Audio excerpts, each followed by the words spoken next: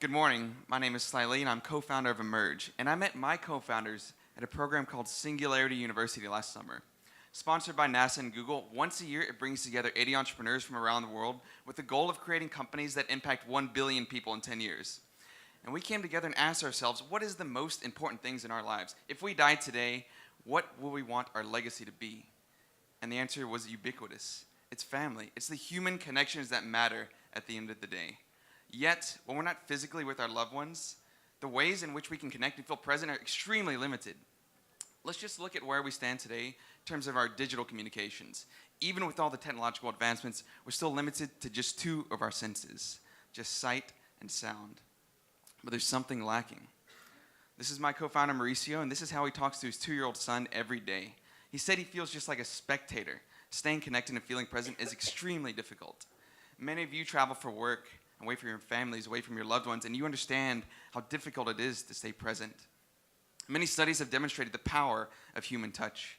It can not only increase things like compassion, bonding, and heart health, but decrease things like loneliness, pain, and anxiety. So the question is, how do we bring back the power of human touch when we're not physically able to hug our loved ones, when an ocean separates us? What happens when sight and sound are not enough? We're digitizing our sense of touch, and we're doing this without you having to actually physically touch anything at all.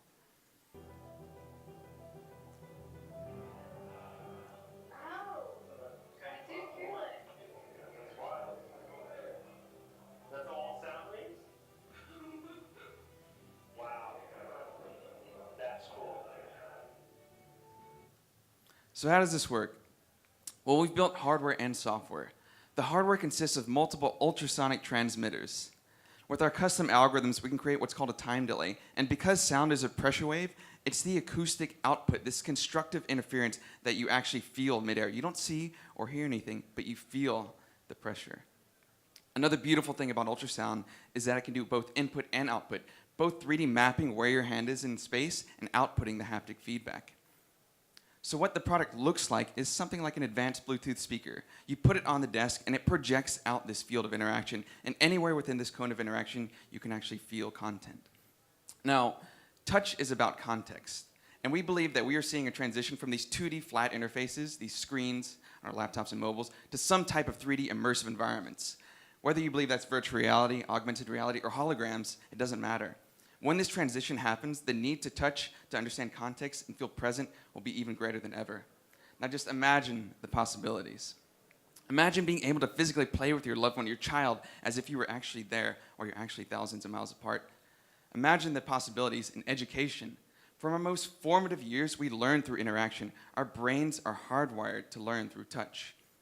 And imagine the possibilities for those who cannot physically move. This is my grandmother, and she has Parkinson's, and every time I visit her, I hold her shaking hand. And she cried this year when I told her what we were building, because one day she will be able to hold my hand while I'm actually not physically with her.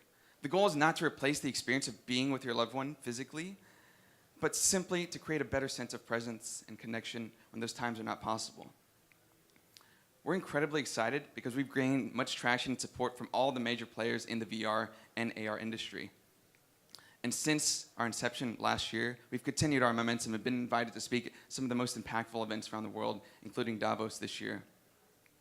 We're backed by an amazing board of advisors and mentors. Each have built a moonshot in their own right, and each are helping us now. One of our most impactful advisors and personal heroes is Anousheh Ansari, the world's first private female astronaut, title sponsor of the Ansari X Prize, and CEO of Protea Systems. She told us that when she was in space, the only thing she wished she had was the better sense of connection to her family. She told us that when we become a spacefaring race, the need to connect and feel fully present with your loved ones will be even greater than ever. We are incredibly excited because we believe the next few years will yield technological advancement unmatched by all of previous era. And we are incredibly excited to help propel humanity forward. Thank you.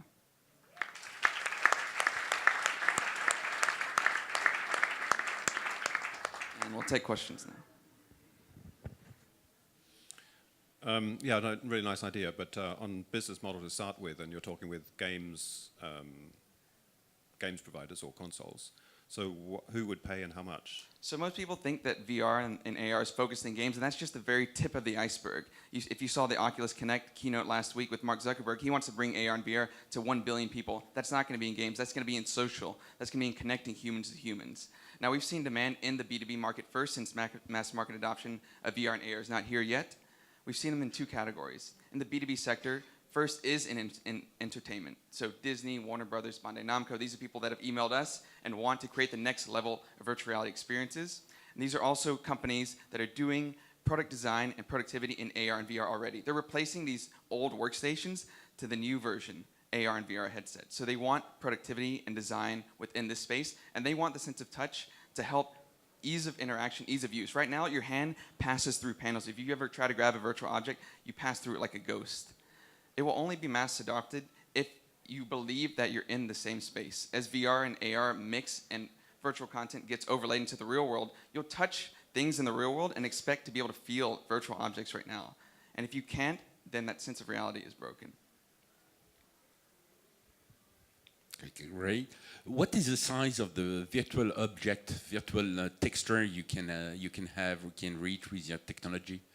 And do you have a single point where pressure and touch is adjusted, or at the same time a 2D, even the 3D texture? So right now we can already generate 2D shapes, 2D textures, move the point within a range of about 120-degree cone and around 30 to 40 centimeters above the device. Now this is exciting because we're not limited and constrained to things that our competitors are using, like gloves, these linear actuators. What we can do is generate very complex textures and shapes. The next step, the next version, will be able to generate 3D volumes, so you actually be able to feel shapes. The distance and the range and the shape is all determined by software and also the hardware. So what we can do is also generate textures down the road. Textures can be achieved by frequency modulation, and right now we're just focusing on pressure and range. But there's this path that is on an exponential scale compared to most of what other people are using. Thank you. Sure.